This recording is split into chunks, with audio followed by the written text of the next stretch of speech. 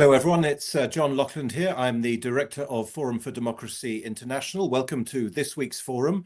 My co-host Peter Lavelle and I are delighted and honored to welcome on the show Professor Saeed Mohammed Marandi from Tehran. Professor Marandi, I was looking back at my messages. You were on with us on the 7th of May 2025, so exactly 1 year and 1 day ago. Gosh, what a lot has happened since then.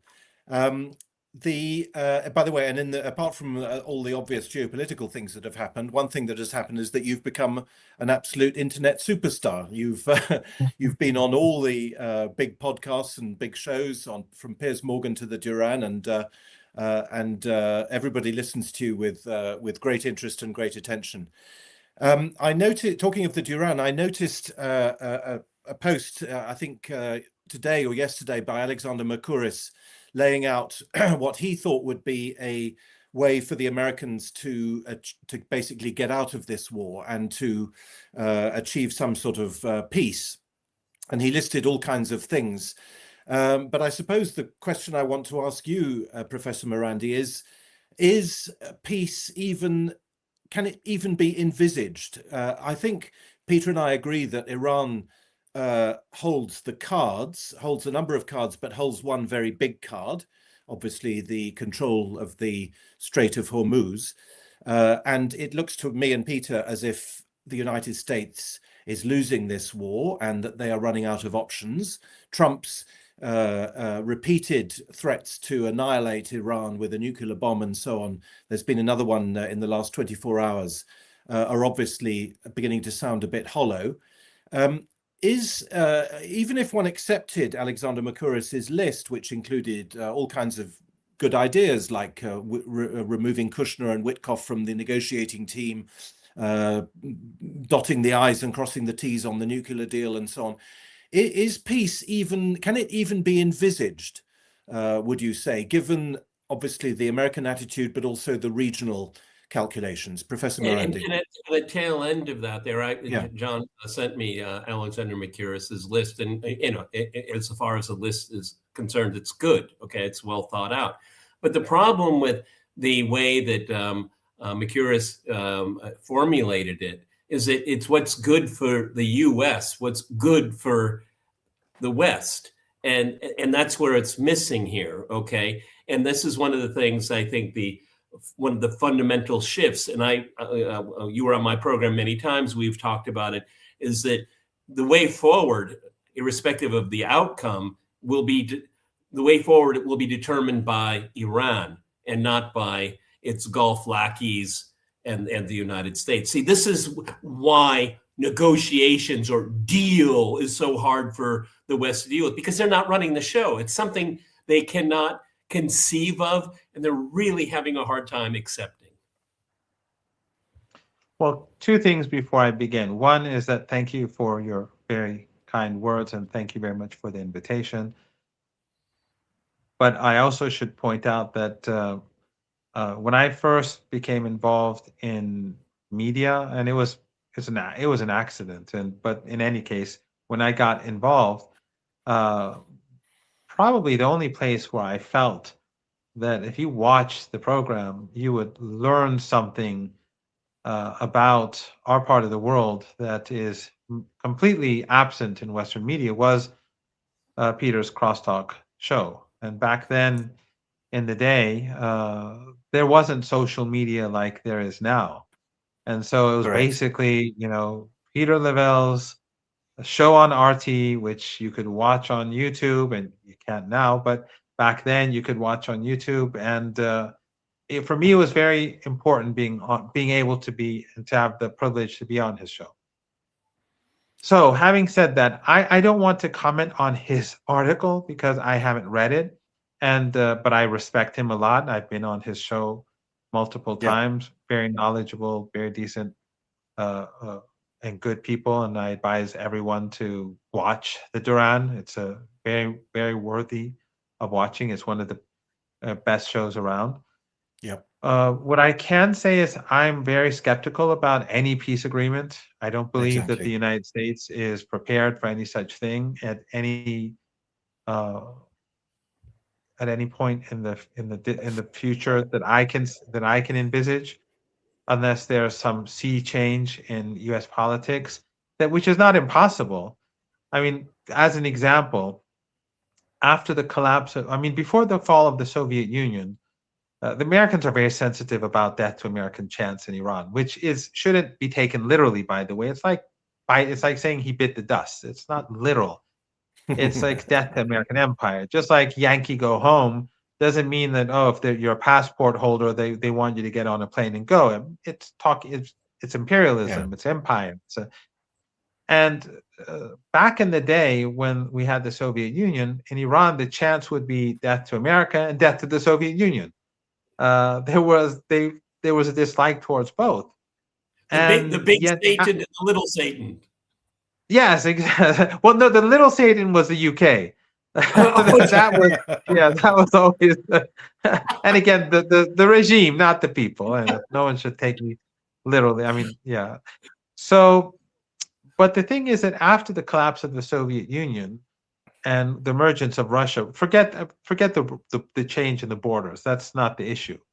The change in mentality in Moscow led to rapprochement between Iran. I mean, rapprochement actually began under the Soviet Union, and the people were no longer chanting death to the Soviet Union in rallies near the end, but it was near the end, and the Soviet Union was collapsing. But it wasn't because it was collapsing, but it was because of the change. They left Afghanistan, they withdrew, and a lot of the things that the war, Saddam Hussein's war against Iran was over.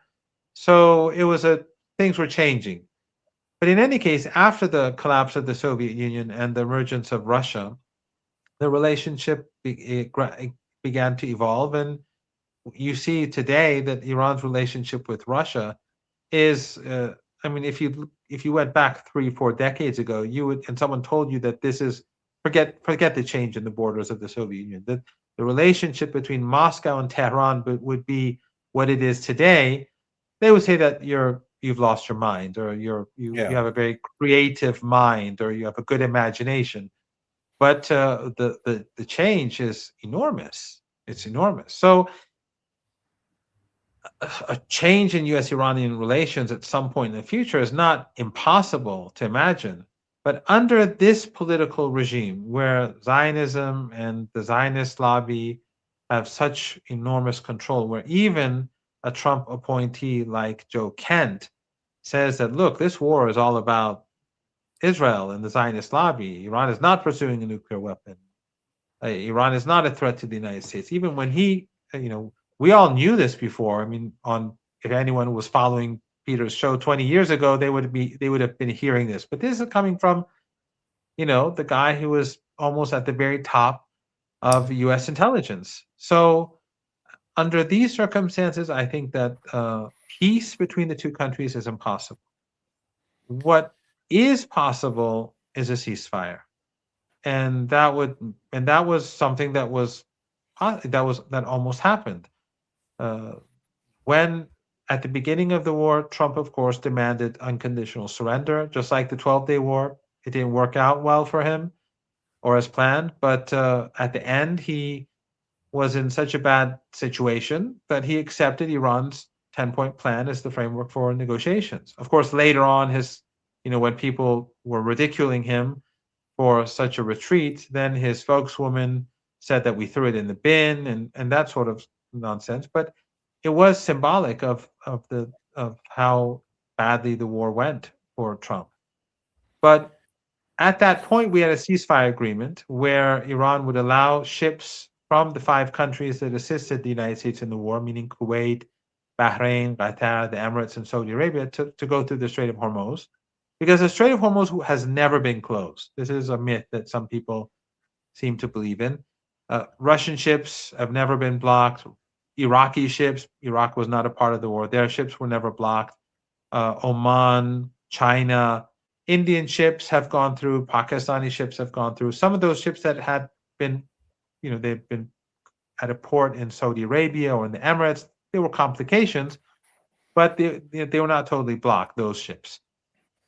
So the Iranians were going to allow ships from those 5 countries to also use the Strait of Hormuz if the United States, if a comprehensive ceasefire across the region, which included, of course, Gaza but Lebanon in particular, because there was heavy fighting, if they'd accepted.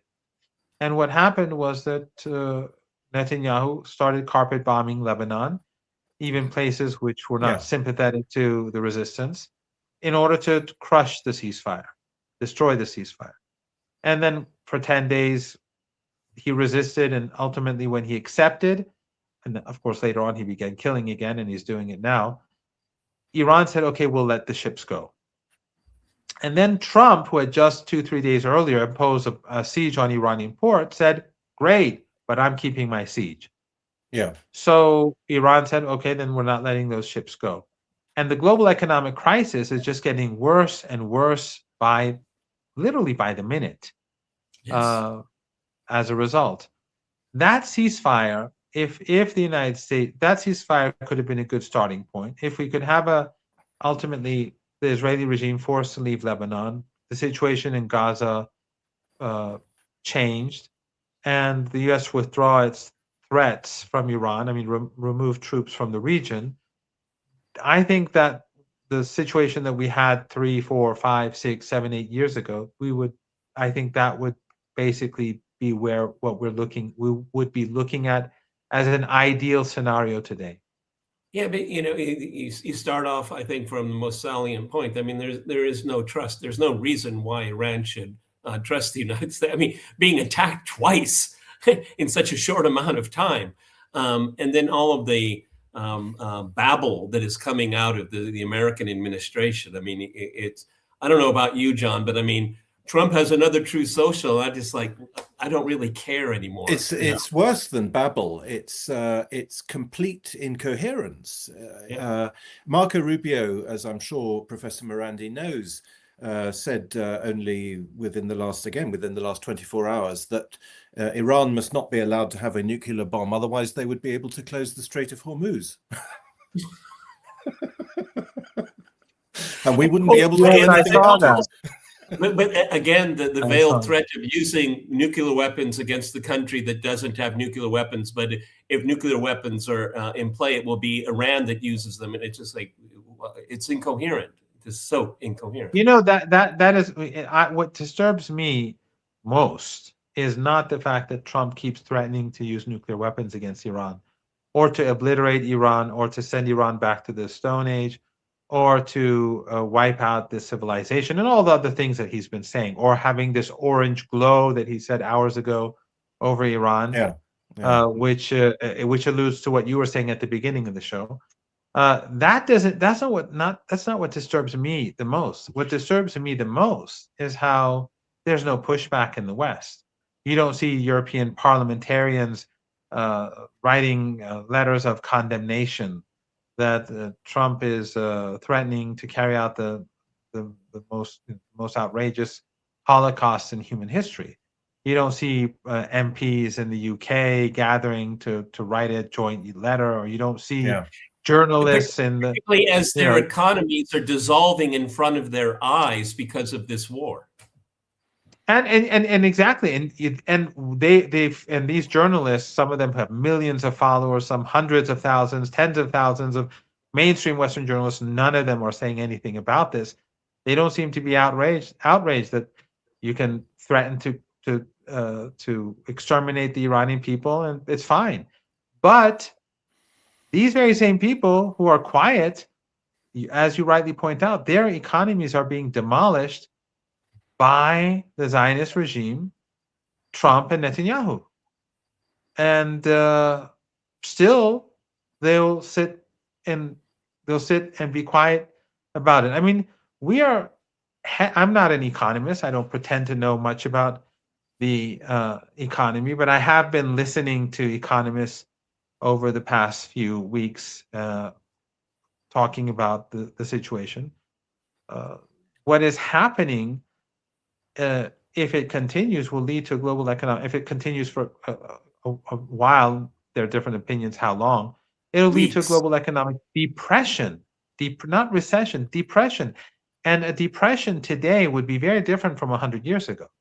Yes. And the global population, the instability, what would happen when societies begin to uh, uh, when they begin to deteriorate, the situation in societies, when law and order collapses, when state collapses with all the new technology, it would be horrific. Yet none of these people don't seem to be outraged by the threat of using nuclear weapons, nor are they willing to attack the Israeli regime or Trump for not allowing the ceasefire to be implemented.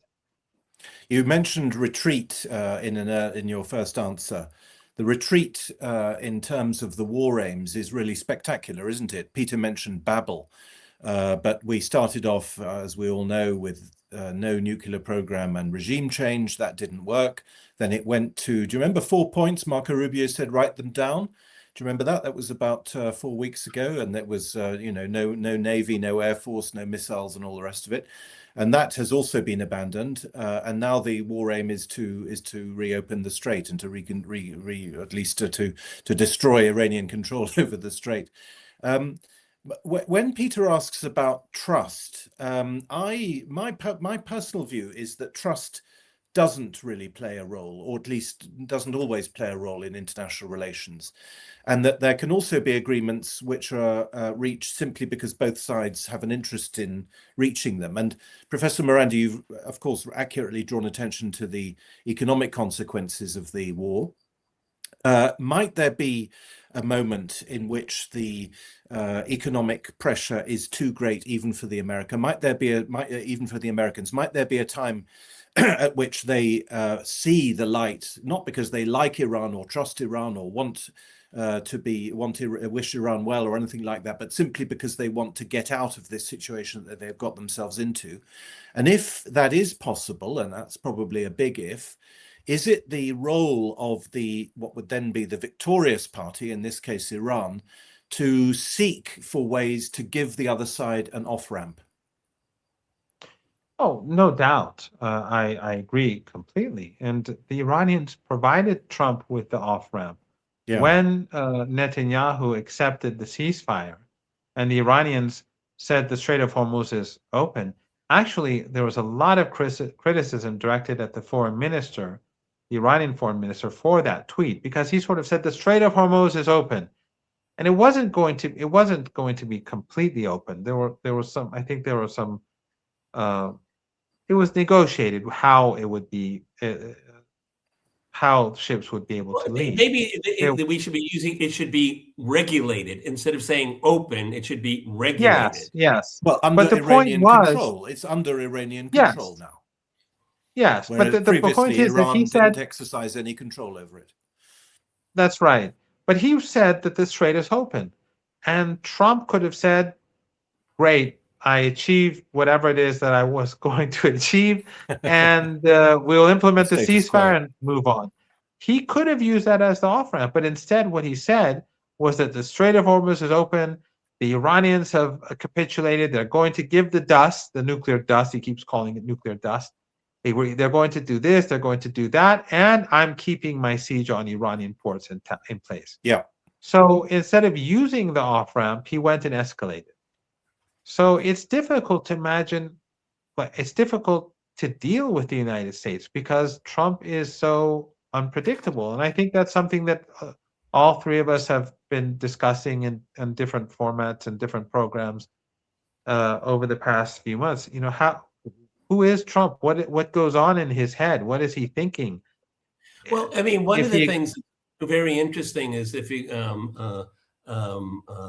the New York Times interview with Tucker Carlson, I think, was very revealing because they were asking Tucker, because at the time he was part of not the most inner circle, but the periphery of Donald Trump. I mean, they've known each other for a long time.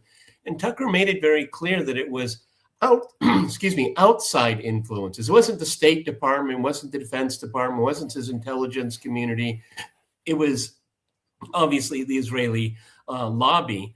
And what I keep asking people is that if they were determinative in his decision-making to start this war of choice, are these same people around him guiding his thought processes, because that's the only thing that I can make. Okay, you can go through all, he's being blackmailed. They have something on him. I'm not going to go there because I don't have any reason at this point to do that.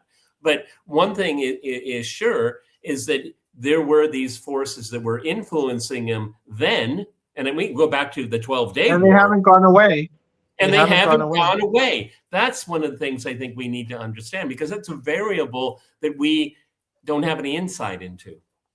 I didn't watch that interview. I only saw a small clip of it. Was the New York Times closer to Trump, or was it closer to the interviewer, to Tucker Carlson? She was a Zionist herself. Okay, I mean, if you look at its entirety, but see, you have to understand the New York Times is a pro-war broadsheet. It doesn't like Donald Trump, and you see the woman tying herself into a pretzel. Exactly, and at that little bit that I saw gave me that impression. That's what I wanted to say. That the problem with the United States, it goes far beyond Trump. Yes. Even the opponents of Trump, when it comes to ethno-supremacy, I mean, when they launch war against Iran, they'll say that was a dumb. Some may say that was terrible. We didn't need to do this war, but they'll be hammering Iran day and night. If you watch CNN or MSNBC, God forbid, I mean, I'm sure people have better things to do. But if you have to watch them, you will see that you will think that Iran started the war. You will, when you watch their coverage, you think that Iran is the aggressor and that Iran deserved what it got, but it wasn't a good idea. Just like when it's Venezuela. I've been to Venezuela multiple times. I've been to Cuba too, and in the Venezuela, whenever they say the Maduro regime was, I really dislike these people who are anti-war, but who are repeating this narrative in the West, like saying they're evil, but we shouldn't launch the war. It's because it's not a good idea. These people, for me, are no different from the neocons. Because what you get also, and this is from the NGO, the Democracy Brigade, this was a dumb war. He shouldn't have done it. But since he's done it. Yeah. So it's a dumb war. Is it dumb when you slaughter 168 little girls like at a go? Is that, so it's a dumb war. It's or like Iraq was what was it? It was a poor policy choice or something like that. That was a crime against humanity. These were millions of people were either killed or maimed or displaced. I think it's worse than that. It's worse than that. Pete Hegseth, as you know, said it must be a week or maybe 2 weeks ago now. He said that the great thing about this war or about America, was that they had a president who could allow the armed forces to be as vicious as possible from day one. Well, day one is, of course, the day when they hit the school that you've referred to. So he wasn't referring to it as a poor policy choice. On the contrary, he was reveling in the viciousness. Oh, no, absolutely. No, I mean those who pretend like they're anti-war. Oh, I see, yes. Yeah. And their position is that, they're evil, the regime is evil, whether it's Iran or Cuba or Venezuela or whatever. It's a horrible regime. But these people actually, sort of not legitimize, but they give this aura of legitimacy to war. Yeah. Because at the end of the day, when war happens, everyone says, well, they deserved what they got. They were evil. There's a consensus that they're evil. So we're the good guys. They're the bad guys. Now, either this war was a good idea or a bad idea, but whoever's killed over there deserves what they get. That's why I really, I have a lot of dislike for that class of people that, that's why they let them on mainstream media, because, that's the opposition. The opposition is not like you or Peter or me. The opposition is them. They'll say, it's not really a good idea. We have a budget deficit. But see, that's one, in looking at many of your media appearances, one thing you focus on, which almost no one wants to touch, because it tells if you talk about morality, then you're going to have to talk about yourself, okay? And you go straight to it, and everybody likes to avert it, okay? Donald Trump wants to destroy Iran's civilization. Well, he said it. It's appalling, but do a lot of people find the idea of it so bad? But he said it. You shouldn't have said it. See, that's the difference right here. Because where the Europeans are appalled by, well, they watched a genocide in Gaza. They weren't appalled, were they? I mean, this is a mask off moment. And the killing of those poor children on the first day tells you everything you need to know. Everything else about this conflict is a footnote, because it talks about how you address the world morally. The global South is appalled by this for moral reasons as well. Morality never plays a role in Western foreign policy calculate at all now. No, not at all. Yet they always assume the moral high ground. Absolutely. And they dismiss anyone. If you're in the West, if you don't think like they do, you're marginalized. And of course, if you're not in the West, of course, you're completely ignored. But the world is changing, and that sort of goes back to the question that you asked earlier about peace in our region. I do think that there is a sea change in mentality in the United States. I did not live in the United States as an adult. Sometimes people in Iran, they invite me on TV programs or on online TV programs here in Iran to discuss the United States, and they say, you're an expert on the United States. You lived there. I say, I was 12 years old when I moved back. I only remember like TV shows in the 1970s. I'm no expert on the United States, but I don't know why they think I was brought up there. So I've been here my whole adult life. But from my understanding, studying the United States from afar, the change in mentality among the youth and among many Americans with regards to Zionism, with regards to many things, but Zionism in particular, is I don't think I would have ever lived to see the day where we'd see these changes. I don't think I'd imagine my children would live to see the changes that we're now seeing take place. And then, and you have the Tucker Carlsons and the Candace Owens and the now the dead InfoWars and Megyn Kelly and all turning against Trump, and to a degree, some more, some less, against Zionism. I mean, Candace Owens is at war with Zionism. And God bless his soul, Charlie Kirk. Yes, and Charlie Kirk's and the way in which he was killed, and this change is taking place, and on the left, of course, and Democratic Party supporters, independents. This change could hypothetically bring about a sea change in the United States. I don't think, again, if you go, when I was young, there was no internet back then, but I was an anti-apartheid activist in Iran, and I worked as a translator for a journal in Tehran, a monthly, and I would translate some articles on Palestine or on South Africa. I never thought, again, that apartheid South Africa would collapse so soon and so swiftly. Although back then I was young, and maybe I wasn't following closely, but I had assumed that this is going to be something that something that we'll have to be dealing with for decades to come. Mm-hmm. But the collapse was quite sudden, or the collapse of the Soviet Union. So obviously, for us to say that the future is like this or like that is very. We have to be very naive, especially since the three of us have all lived through these. I mean, we're old enough to remember all of these big changes. So I can't really be sure about the future of the United States, but I do think that Zionism is dying. I really believe that. And I think that this global economic crisis, because it's being done in the name of Israel and Zionism, so for example, you're Indian. And your government has always had good relations, well, or at least since Modi came, had very good relations with the Israeli regime. a lot of Indians from my experiences with my Indian friends who are both Muslim and Hindu, mostly journalists because journalists communicate with me. My understanding of India is that India, the mood has changed over the past 2.5 years towards the Israeli regime, but it's still divided. But it's still changed. People have moved away from Israel.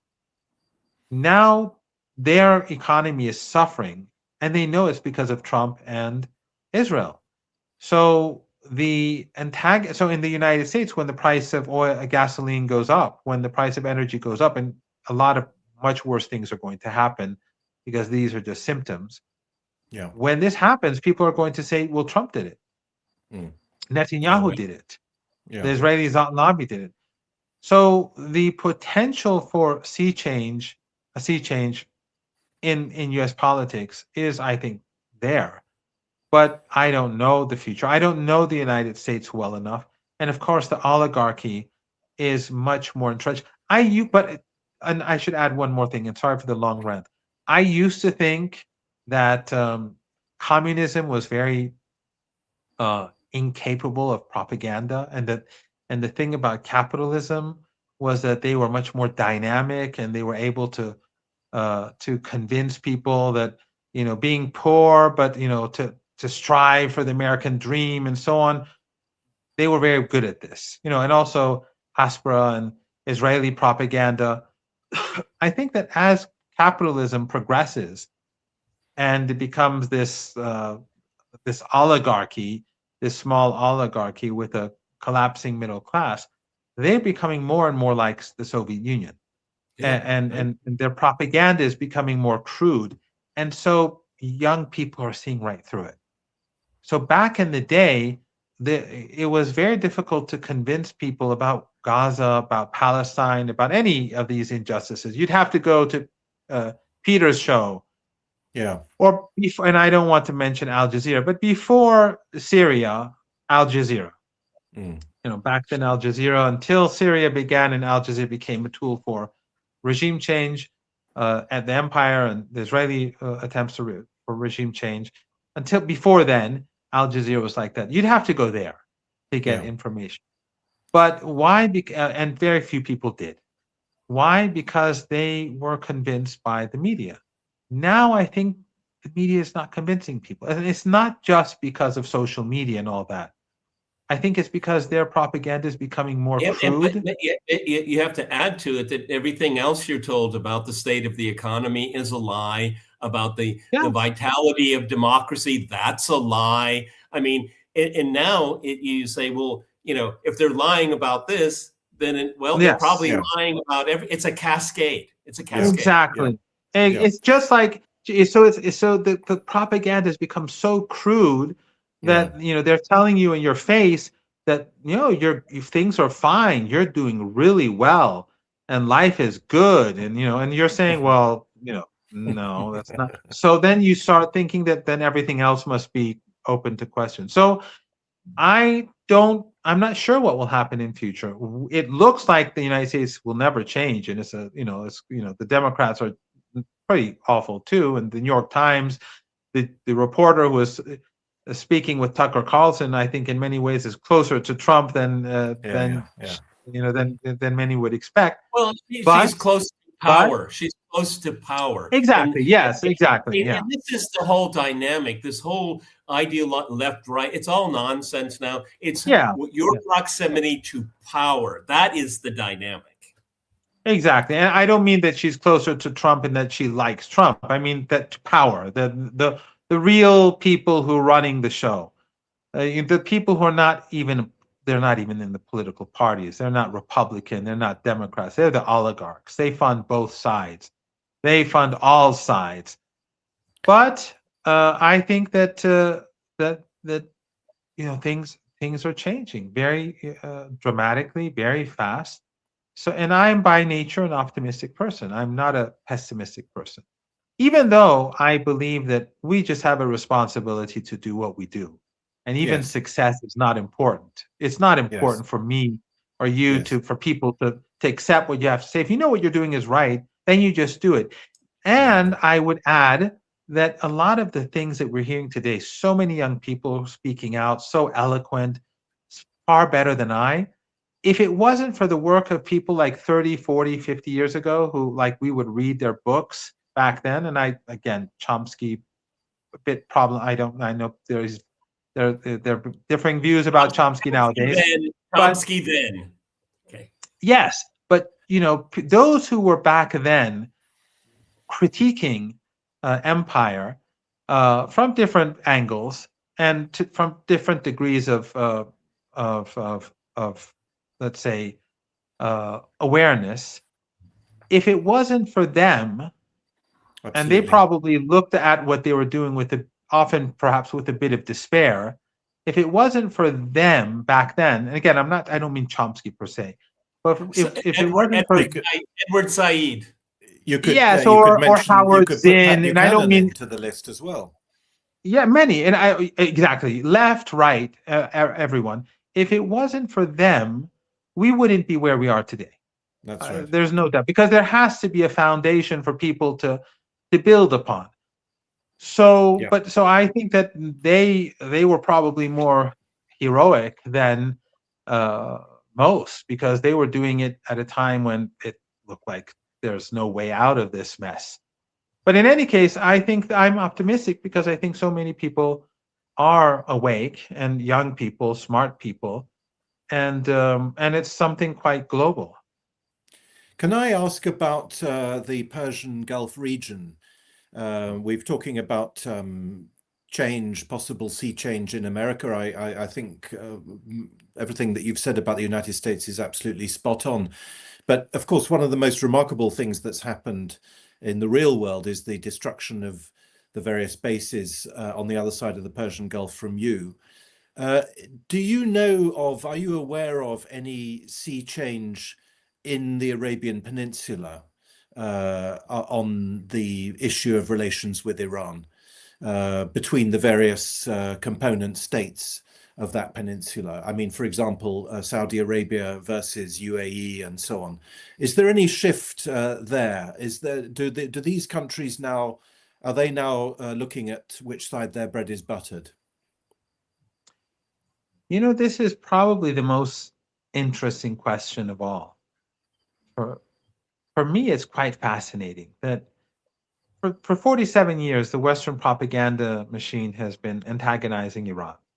Yeah. And I've been promoting this book as if it's my book on a number of shows.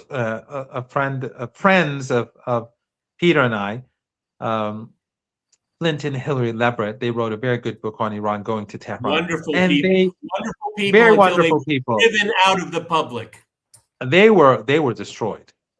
And they were in the White House. They were highly educated. Hillary Jewish, Peter Catholic, two very, very decent human beings.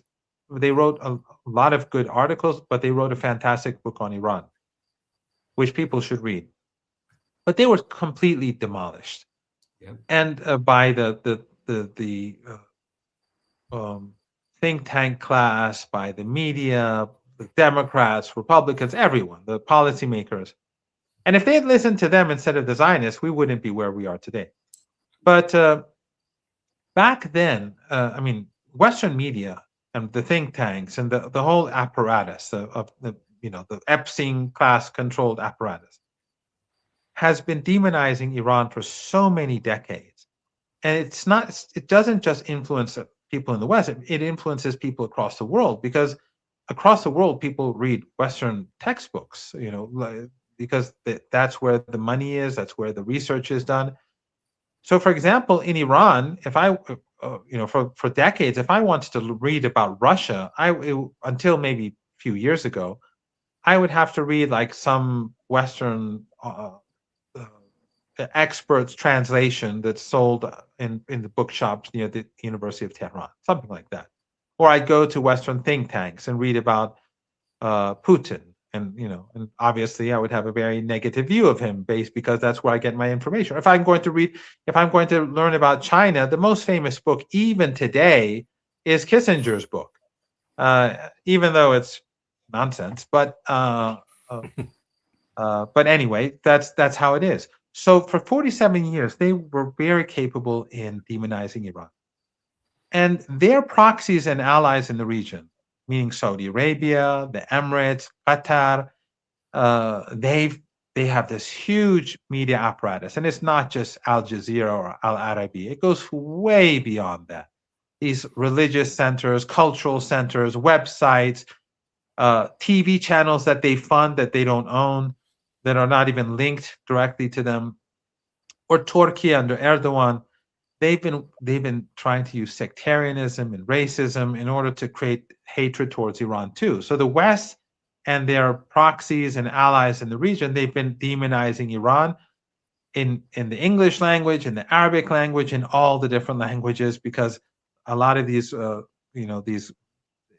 Arabia, Qatar, they have influence across the Islamic world and in Islamic centers across the world. But during the past 2.5 years, people began to wake up because they see that the only country that has been supporting the Palestinians is Iran, and Yemen, and of course Hezbollah, and so on. And none of these governments have done anything for the Palestinians. Erdogan, when Trump went to Egypt for that show, the Board of Peace. Yeah, that's I mean that monkey show or that circus. Erdogan and all of them went there, and Trump said, he was always there for me, and all these people were seen as being complicit or indifferent or silent, and Iran wasn't, and Hezbollah was bleeding, and the resistance in Lebanon was bleeding, and Yemen was bleeding. For whom? For Gazans, for Palestinians, and then Iran was bleeding. And so the mood began to change. It changed so much that when a few months ago we had those armed riots in Iran, and you had those foreign funded terrorists who were killing people on the streets, people did not believe the Western narrative. Yeah. People did not believe it anymore. They believed things against Iran until 2-3 years ago. Usually, most people, but they start saying, no, these people carried out genocide. They're carrying out genocide, and Iran's against it, so they're trying to undermine Iran's credibility. And I saw that because I'm involved in media. That's what the three of us are constantly engaged with media, and I could feel the change. In the past, whenever similar things like the Woman Life Freedom whole episode, that was the same thing. Mahsa Amini, she was neither beaten nor battered nor tortured nor murdered.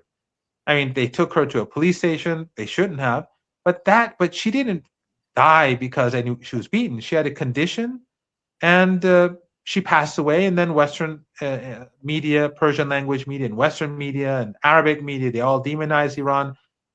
There were protests, but then again, like in these riots, they had these trained groups come in and carry out violence. Back then, people believed the Western narrative.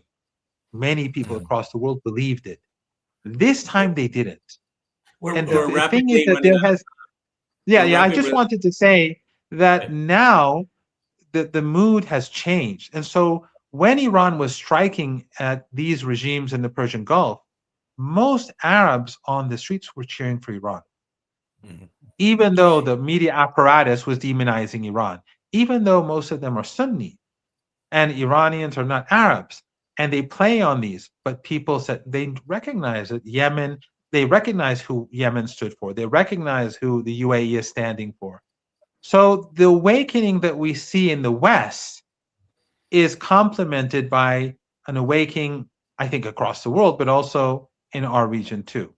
Talking about the change of perception, I noticed that the United Arab Emirates now is being referred to as OnlyFans Emirates. Okay, that may be a topic for another podcast here. We're rapidly running out of time.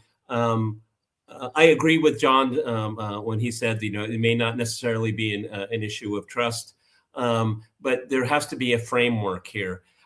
Your understanding of the Iranian leadership, how much of a role can Russia and China play in this? Because, Iran needs sanction relief. It needs some kind of guarantee of its sovereignty. These are tall orders. These are really tall. And I think that with a push from the global South and the very important relationship that Iran has with China and Russia, I hope that they'll play a part, and I hope that Iran will be open to that. Well, I think that's happening, and I think you know this better than I, that how the mood between Russians and the Iranians has changed over the years, and the Iranians helped the Russians during the war in Ukraine, and the Russians have been helping us too. And at the UN Security Council, the Russians and the Chinese blocked the anti-Iranian resolution, and the Iranian foreign minister just came back from seeing President Putin, who was praising the Iranians. People across the world are quite shocked how well the Iranians performed in this war. A lot of my friends thought Iran would collapse in days. But performance during this war, if we can take it out of the military dimension for a moment here, Iranian foreign policy looks like a masterclass compared to what's going on in the West. I mean, your foreign minister, he's turned into a rock star on social media. I mean, I'm serious, okay? People want to know what he has to say. They like the way he looks, the way he delivers and all of that. It's coherent. But I can understand one reading of his tweet. I understand what he's talking about here. But Iranian statecraft is very sophisticated, and I don't think the West was prepared for that. The most impressive are the Lego videos. Which have run me out of business. I'm no longer relevant. AI is going to take over push us all out. And these are all young kids. These are all just like the young Jews in America that are doing so much to undermine Zionism. These are all young kids. And really, the Iranian people held the fort. When they martyred Ayatollah Khamenei, we didn't have a leader for a week, and they couldn't choose a new leader because they were afraid to gather and be killed by the Americans. So for a week, even though we had a leadership council in accordance with the Constitution, but that's not the leader. So people held the fort. Young people, they were all in the streets day and night. They were being bombed. The gatherings were also bombed. I was at a gathering that was bombed, and a woman was killed by this Epstein coalition. But yeah, I think that, of course, the foreign minister did a fantastic job. And although he didn't really there isn't much competition out there, is there? I mean, when you compare Lavrov or Araghchi, and then compare them to like the European and North American politicians, it's not really fair. They don't have any competition, so it's easy, I guess, to look good nowadays. But yes, you're right. There has been a sea change in the way which the world sees Iran, and the United States has brought this upon itself. And the growing relationship between Iran, Russia, and China is thanks to the United States. You antagonize China, you antagonize Russia, you antagonize Iran. Well, where's that going to push? Where's that going to lead things? It's obvious. They antagonize all three, and then they're worried about the expanding relationship between the three. Well, it's their own doing. If it wasn't for the West, we probably wouldn't be nearly as close to one another as we are today, whereas we should be, because Asia is the future. But because we're stuck in this, the old Eurocentric worldview, we were blind to the reality that the world is changing. But the American government pushed us and forced us to open our eyes. I mean, you would have thought that this north-south corridor, for one, between Iran and Russia, would have been something that they had carried out decades ago. But it's only now that they're seriously pushing forward. Or the Belt and Road Initiative with the siege on Iranian ports. So the Americans are forcing us to change, and actually that change that they're forcing us to implement is where the future lies. It's remarkable that Zbigniew Brzezinski, in his very well-known book, The Grand Chessboard, foresaw exactly this outcome and said that it would be the nightmare scenario for the American project of controlling Eurasia. He said if Russia and China were ever to get together, and if they were to be joined by a third country, Iran, then the project of controlling the Eurasian continent would come to an end. And I've often drawn attention to that passage in his book, because having outlined the whole strategy, which of course is essentially a strategy of divide and rule, using peripheral pressure points around the whole Eurasian continent, starting with Europe and going through to Japan, and of course through the Middle East and the Arabian Peninsula and so on. He actually foresaw exactly the outcome that you have described, and said that it would spell the end of this extraordinary geopolitical project, which is to control the whole of the Eurasian continent from the other side of the ocean. We're almost out of time. Biden also foresaw it, but it was just with ridicule and scorn. Yeah. On a very, Biden said when he spoke to the Russians, he said, "Well, go to China and then add Iran too." I don't know if you recall. Yeah. And it was like, it was just making ridiculous. Hubris. Mohammed, all of the military people that I listen to, and I mean serious people, not these armchair idiots on CNN and BBC, they still think that there will be another round of bombing. How is it seen in Iran? Because you don't sober up quickly. I mean, this is the genetic code of American foreign policy that we've seen, you know, for a century here. It's not going to change because of one event. No. Yeah. Yeah, just like you have a hammer, so everything looks like a nail. Exactly. Yes, exactly. Yeah. Well, for around, I'm not good at dates, but around 2 weeks, from the last 2 weeks, the armed forces have been on full alert every day, and they've been prepared for a major war. The belief here, or the assumption at least, is that there will be a major assault by the Americans with ground troops. Now, whether that's a sane thing or not, I mean, we're entering the hot season, and you know how terrible the Arabian Peninsula is in the summer. And then if Trump does want to launch a war and does start striking Iranian critical infrastructure, as he claims he will, like the electrical power plants, then Iran will have to do the same, because these 5 countries in the Persian Gulf, they're complicit in that war. Without them, this war would not be possible. Well, if in the summer Iran strikes those power plants, then there won't be electricity in that weather. People will have to leave everyone will have to get in their cars and go to Iraq or to Oman. And that would include American troops. So I think it's going to be very difficult for the United States to wage war, a major war against Iran, and if they don't do it now. And now it's like a week away from the summit meeting in China, which I would consider to be foolish to do. But then we saw what's been going on last night and today, because as we're speaking, there are clashes going on in the Persian Gulf between the Iranian forces and U.S. forces. But the assumption in Iran, they're working on the assumption that there will be a major assault. Now, whether that ultimately happens or not is if you look at it, if you analyze it with, as a sane person, you'd say no, the United States won't do it. But we're not talking about a sane president, and we're not talking about a sane political establishment, whether it's the New York Times journalist or whether it is the journalists at Breitbart.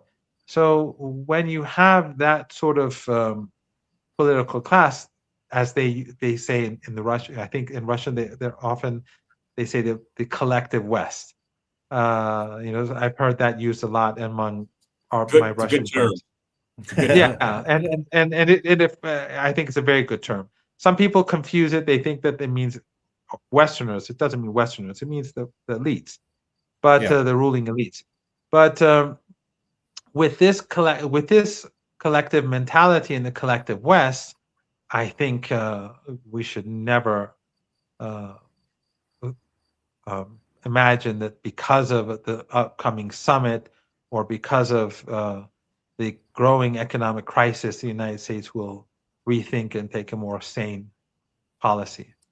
I think they'll double down. Yeah, I think the chances are very high. And here they're assuming that it will happen. They're not saying it will definitely happen, but they're working on the assumption that it will happen. And I think that's the safe thing to do. Yeah. Well, we started off our conversation talking about the prospects for peace, and now we're metaphorically staring down the barrel of a gun. Professor Marandi, thank you very much indeed for your time. As always, fascinating to listen to you. It's extremely kind of you to give us your time. I'm sure our viewers will have enjoyed it as much as we did. Thank you very much indeed. And you're always welcome to come on whenever you can. Thanks a lot. Okay. And thanks to everyone for listening. See you same time next week. All the best. Goodbye.